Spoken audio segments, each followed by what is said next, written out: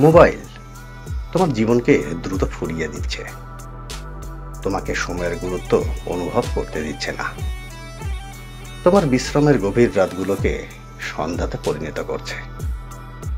একবার ফোন ধরলে নেশার মতো অনিচ্ছা সত্ত্বেও বেশ খানিকক্ষণ স্ক্রিন স্ক্রল করে চলেছ। খেয়াল করে দেখবে, তুমি আগের মতো পেপার পড়ছো না, বইও উল্টাচ্ছ না, এমনকি টিভিও দেখা কমিয়ে দিয়েছ। তুমি আগের মতো কথাও বলছো না, মনের অনুভূতি ভাগ করে নিচ্ছ না। তোমার অনুসন্ধান করার সব সূত্র শুধু মোবাইলে রয়ে গেছে।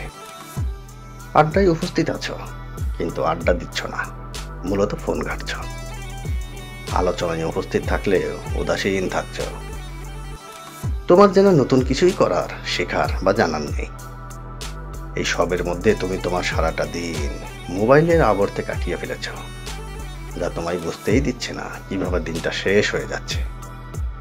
আর এটা বুঝতে যে একটা দিনে কতটা সময় আদত থাকে বা কতটা সময় তুমি কাজে লাগাতে পারো, কিন্তু কাজে লাগাচ্ছ না।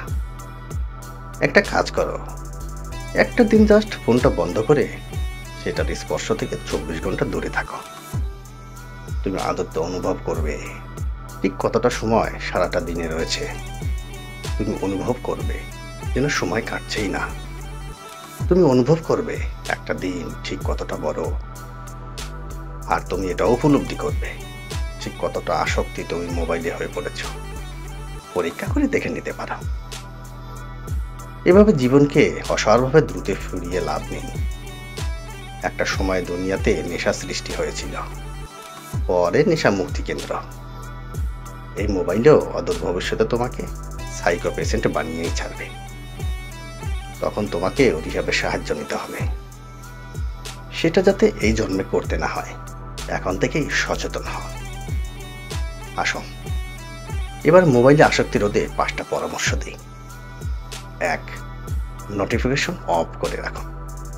মহাপ্রয়োজন ছাড়া নোটিফিকেশন চেক করবেন না। 2. নির্দিষ্ট সময়ে মোবাইল ফোন ব্যবহার করা। যখন তখন ফোন ঘাটাঘাটি বন্ধ করুন। 3. মাঝে মাঝে মোবাইল বন্ধ রাখুন, নিজেকে নতুন করে খুঁজে পাবেন। 4. দীর্ঘ এবং শক্ত পাসওয়ার্ড ব্যবহার করুন, তাহলে হুটহাট ফোন টিপতে মন চাইবে না। 5. বন্ধ রাখো গ্রুপ চ্যাট, এতে আজাইরা সময় আর নষ্ট হবে না।